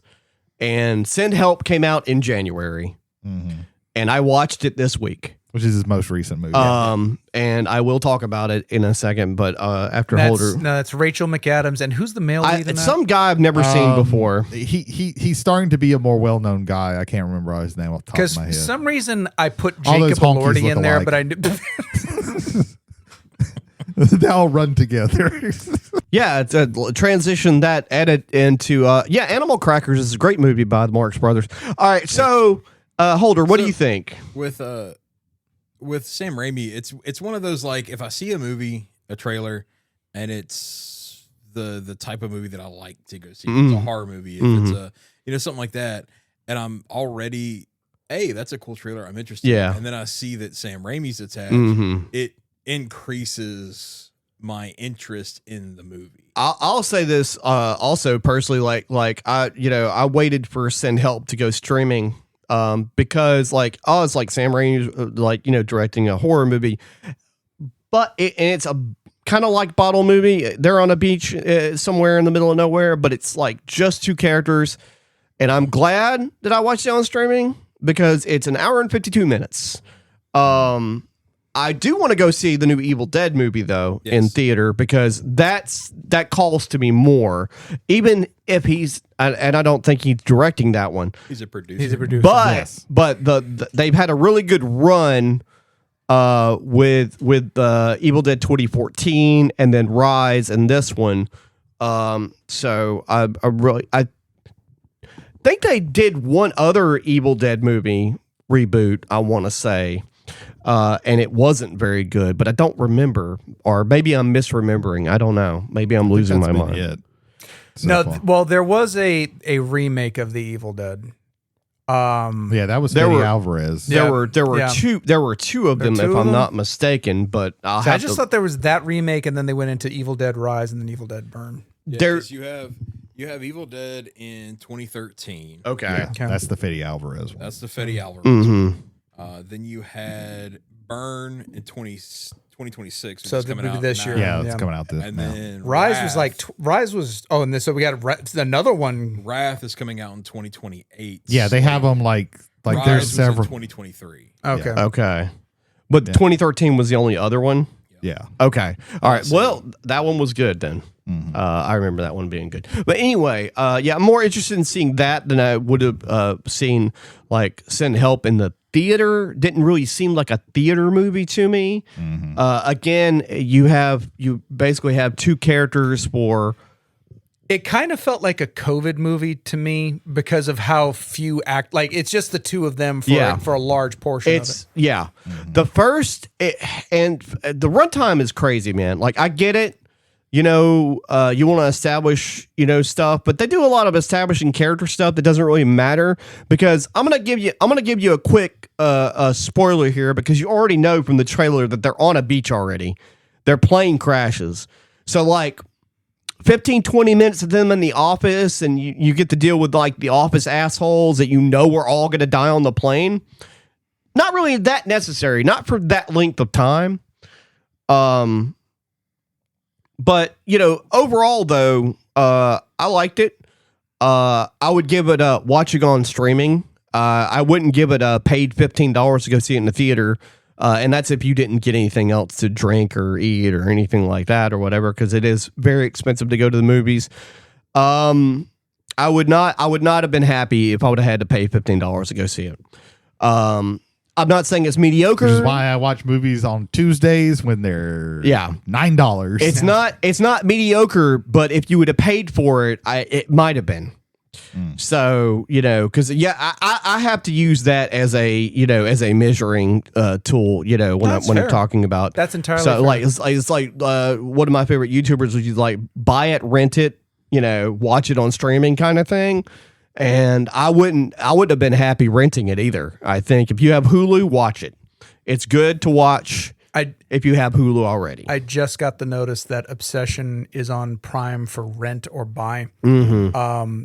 I am because you weren't here last week, but I was talking about this. I've seen the restaurant scene from Obsession, and she is Indy, not Hardiman, or maybe it is Hardiman. Shit, that sounds right. But she it was so good.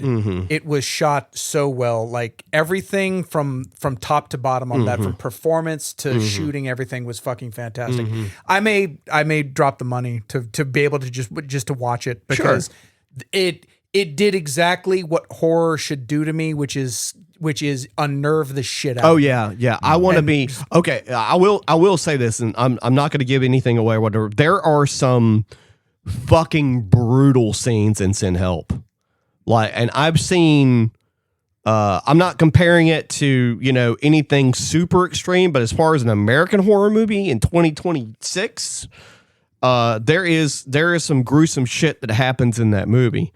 And also like Rachel McAdams just fucking knocked it out of the park. She acted her ass off in that movie. She needs Oscar material. She's deserved Oscar that material. If they gave Oscars for horror movies, I think she might have been nominated for this one. I made the same statement for India. Just that again, I've only seen the scene and it's just absolute. Like she strangely commands that scene. Just like you can't take your eyes off of how just really and like just like for lack of better, how cringe that whole thing she makes. Which is something exactly what they don't really establish in the trailer because in the trailer for Send Help, they basically just make it like, okay, well, he's got a broken leg and she has to take care of him, and he's an asshole to her, and she's a secretary, or actually she's not a secretary. She's very smart. And the reason why that power shift happens is because actually when she's not at work, she's a survival enthusiast and actually wanted to be on Survivor because she's really good and interested in survival stuff. So she knows a lot of things about surviving out in the wild already. So it's not just like random person figures out how to use an AK-47 and never shot a gun in their life. She knows what she's doing. And you watch this person lose their shit over the course of the movie because, man, is he an asshole. But I will say one more thing. I didn't like the way the movie ended. And there's only 3 ways a movie like that can end, and I didn't like the way it ended. That's just me. Okay. But anyway, yeah, Sam's great though. I love Sam Raimi. Okay. I want to focus on this. So let's talk. Like, if we're talking about comic book movies, the final step before we get to the Marvel universe to me is the Sam Raimi trilogy of Spider-Man movies. And until Superman last year, Spider-Man 2 was my favorite superhero movie of all time, and it still to me is a strong movie. It's exceedingly well done. I love, again, that's another one from top to bottom. Cast, crew, director. I think everything is pitch perfect. I consider Spider-Man 2 to be a perfect movie. Not just it's damn near in genre, but like a perfect movie because you none of the characters outside of Kirsten Dunst, MJ. I give her credit too. I give her credit. I give her credit. The character written for the screen is very one-dimensional, and they have to write her that way. But everybody else, oh my God, all the characters are flushed out by 2. Like everything, everything about what's going on. Peter's trying to fucking figure some shit out and put some stuff together like he always does. 2, I think 2 is in that trilogy, and for like probably, I don't know, from 2000 to 2010, like it's in my top 10 movies, like Spider-Man 2. Like it's just good. Like I own 1 and 2 on DVD. I never bought 3 for some reason, but 2 would be the one I would always go back to and watch over and over again.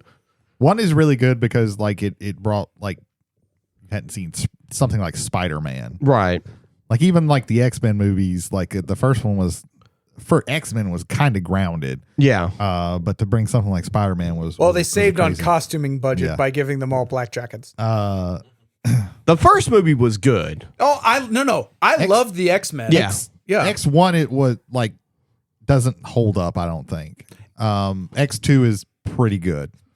I think X3 is the worst one, of course. X3 is atrocious. I politely disagree with you because I've always liked 1 more than 2. X1 is fine. X1 was what was needed at the time to get to really start the ball rolling, because of course you'd had like Blade before that and everything like that. But X1 was fine. Yeah.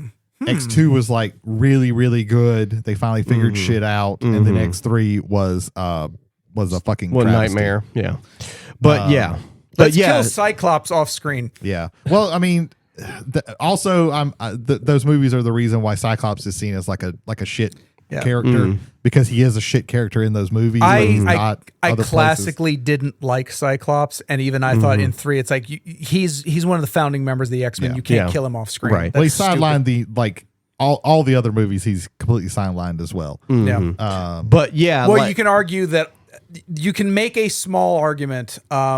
Less so, I think, for 1, but starting with X2, it's like it's Wolverine 2, Wolverine 3. Well, 1 is also like getting a little off topic, but the Spider-Man movies, 1 and 2 especially are like really good. 2 is like phenomenal. 1 is like really good. I think there are parts of 3 that are good that I like. There are parts of 3 that I like, and I think if they had one less like super the scene villain, of the dude becoming Sandman is one of the best scenes. Thomas Hayden Church, right, and he's very and that's good a in 3. CGI scene, and just the music plus the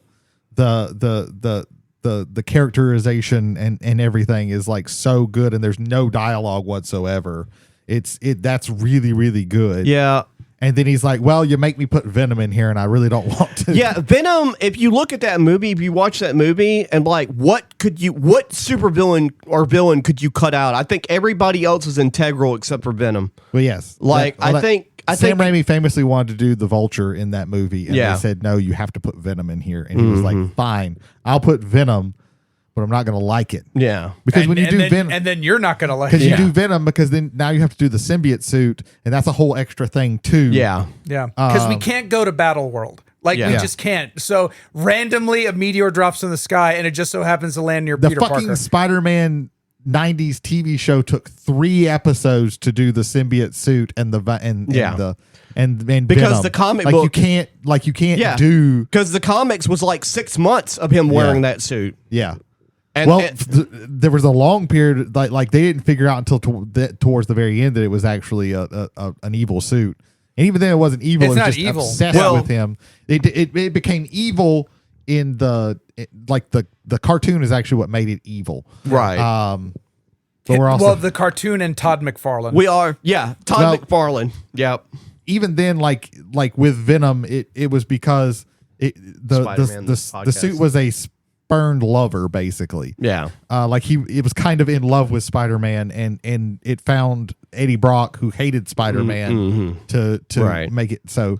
But it actually turning him evil was from the cartoon. I always thought the coolest thing about Venom is that Venom, because he's been a part of Spider-Man, he doesn't trip Spider-Man's spider sense. Yes. And so, like, one of his most important things bad things are, he doesn't have that. Yep. And it's like, man. And all that happened because Todd McFarlane wanted to draw a classic Spider-Man. Back to Sam Raimi, though. Yeah. Yeah, I think we're about done, right? Like, is there anything else? Real quick, favorite Sam Raimi movie, God. or movies. If you have to do a range, it makes it easier to do a range. Jesus, it's probably Spider-Man 2 for me. I'm gonna have to say Spider-Man 2. Yeah. I hate to say it because I love Evil Dead trilogy, but I'm gonna have to say Spider-Man 2. The Evil Dead 1 is not like the fun, like it's not like the best movie to watch, because it's an interesting movie and it's an important movie. Yeah, because it did a lot for for bucket like list independent movie, horror. But it's not like an independent film just in general. Well, none of those interesting movie. 2 of those kids were actors. Everybody else was just 2, like there. Yeah, we're friends of the actors. 2 was when it gets to be a better quality. Yeah. They they had money to hire people. Yeah, and he's figured out like how to really like do this. Because that was a Dino De Laurentiis movie. Yeah. And the third movie is what happens when you can meld a studio's backing with an artist's vision, and they kind of let me do Three Stooges gimmicks with skeletons. Yes. Please. Yeah, like, I feel like you have to say Spider-Man 2, but it's Evil Dead. I mean, you could say the Oz the Great and Powerful if you want. Nobody's gonna say anything. Yeah, I will, Jason. I will specifically for the love of the game. Yeah, I really think it's close between Army of Darkness and Spider-Man 2. Yeah, because Army of Darkness is, you could see that he has gotten his crap down. 20 years ago, it would have been The Gift.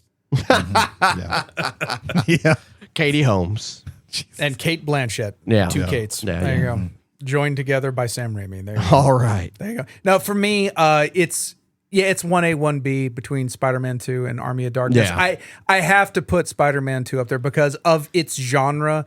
It is now my number 2 of that genre, the superhero genre. Yeah. And for what it did, again, if those movies tank, or if those movies if they don't perform well, right, you don't get the next step with Marvel trying to do this, and gives us, which for at least 10 years gave us quality superhero cinema. And I loved his return with Doctor Strange and the Multiverse of Madness. It is nowhere near his best movie. No, but it was nice to see Sam Raimi making a movie that has a Sam Raimi style to it. Yeah, for sure. And so it's As much as Crime Wave gets shit on, I do suggest people watch it because it's got a lot of similarities to Sin City. Not that it's good, but that it was shot with like blue screens and static shots of like over the top backgrounds. Oh, we got Frank Miller to help direct that one too. I think he got inspired by it. of the bad movies that Sam Raimi has done, watch Crime Wave because it's interesting. Everything Crime else, Wave is interesting. everything else that's bad in his catalog is bad because it's mediocre. Yeah, Crime Wave is not mediocre. It is ridiculous in the same way that the movie Corpse Grinders is ridiculous. Sure. And I'm not going to go into that one right now. What was that? He directed a movie, and it was like about. It's like people on a boat, and Fern Gully. no, wait, Someone made like a rip-off movie, and it was like, it's Speed, but on a boat.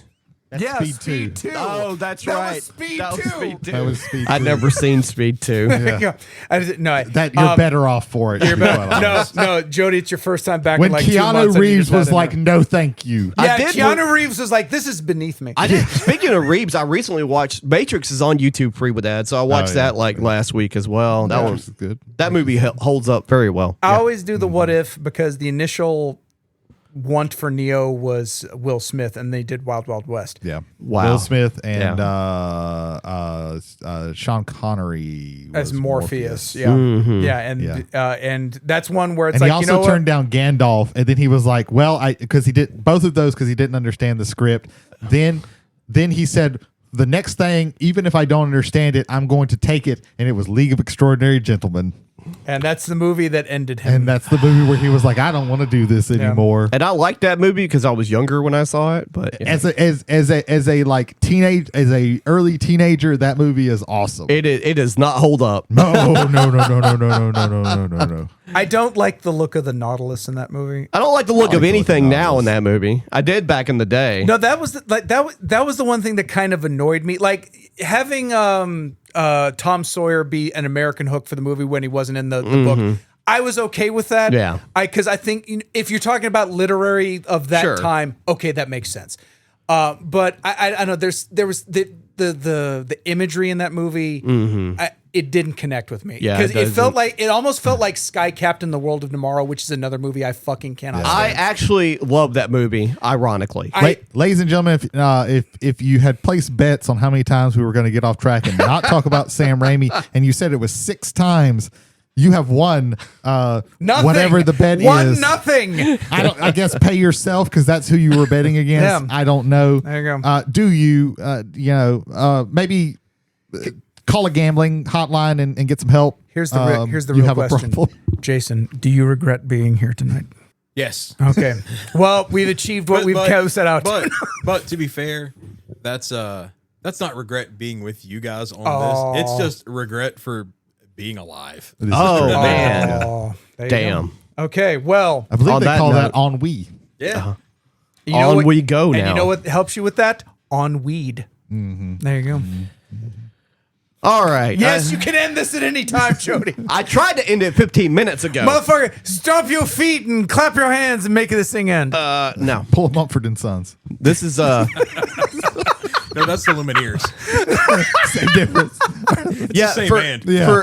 for anybody that's listening to this show, all 6 of you, if you're still there, this is Sir, why 6. Well, that's a high number. this is why I typically don't run tabletop RPGs with these guys.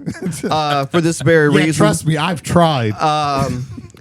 But anyway, I've been doing that. I've been Lancer. You know, Yeah. Lancer's been going Lancer's well. been going well because Okay. we haven't played in a month. We haven't because- murdered a town yet. Because I've been sick. Also, to be fair, of Yeah. the group, only you are in that group right now, I believe. True. That's true. And wouldn't you know it? He's one of the stars of the game. I Typically, 100% could believe that, yes. but we do have other people that are making good decisions. You know, absolutely. they're not all fucking I'm wallflowers. sorry, you lost the bet. We got to 7. Wait. People who bet 7, you now win. Does this- Again, get some help. Does this count, or is this like a bonus credit scene? We got sidetracked from trying to close out the show. That's what happens when I haven't been on for 2 months. I legitimately had shut up. And I was like, That's okay. I stopped talking. It was like, okay, we're good. I forgot And how then much no. I like listening to myself talk. There you go. So, Why do you think we do a podcast? yeah, no one else is listening to this Because we're shit. middle-aged white guys. That's Yeah, right. yeah. That's right. It's kind of required. yeah, people are getting paid to We're do this doing on this the. because I spent $700 on this equipment, and I'm going to get every dollar back I can. In People time are spent. getting paid on Netflix to do this now. They have podcasts on Netflix Yeah, now. I know. Behind the They have Bastards is video on. games Yep. on Netflix. They I ain't watching Travelers it. on the Omnibus, sponsored by Netflix. Yeah. For the low price of $6, you can get a disc. Our next episode, whenever we do record, will be episode 200. We do not know if that's going to be in the next week or so. We're gonna Because do- we're figure it trying out. to do something kind Yeah. of special, maybe. We're gonna put some good prep time in this. We're gonna Yeah. try to get Ethan off of his. yeah, we're his, giving, baby watch. we're giving leave. ourselves 2 weeks at least to procrastinate. Yes, So- exactly. So we might do a bonus episode about some goofy shit. You don't know. We'll see we what's never happening. know. We'll Yeah. see what's happening. Yeah, we don't know anymore. We might play No. some. We might play some Commander Magic after this episode. Who Well, knows? I'm for it. There But you go. all right. Well, I guess we're gonna wrap it up. For Travelers on the Omnibus, I've been. Thank you to McNarb Gaming for the studio space. Yeah. Oh yeah. I don't yeah, think they yeah, have yeah. anything big coming up. Mar- They got the 4th of Marvel. July. Fourth Marvel of July just and happened. the birthday of McNarb Gaming. yeah. Coincides in the same weekend. I've been Jody Kite. I'm certain. No, I'm not going to say that. If you thought it was eight, we're at 8 now. No. That was not a tangent. You explaining it's not a tangent makes it a tangent. Now you're making it a tangent. 8. It's gonna be a button. That's what it's gonna be. The Ocho. I actually have a YouTube playlist called The Ocho where I put weird sports stuff on there. I was going to comment on something that was just said. I figured that's what he was gonna say. Can you? No, No. Okay. There you go. Probably for the best. I've been Jody Kite. I'm Brady Davis. I'm James McCarthy. And I'm Jason Holder. Thanks for listening. We'll keep the lights on for you. All right, Tom. Hail to the king. I watched. Got you for 3 minutes. 3 minutes. I watched Joe Abercrombie interview Brandon Sanderson. I like Fitch better. Which was that's nice. You would. I like girls that wear Abercrombie and Fitch. They and then were- whatever else they say in that song. They were in Some England. kind It of was food makes him hilarious sick. Yeah. because Chinese food makes me Chinese food sick. makes yeah. me sick. you know because Joe Abercrombie's like British, but everybody's there to listen to Brandon Sanderson talk. And yeah. one guy had a question for Joe Abercrombie, and Brandon goes, "Here you go, Joe. It's your time to shine." If Brandon Sanderson had the power to shrink himself, what would you ask it?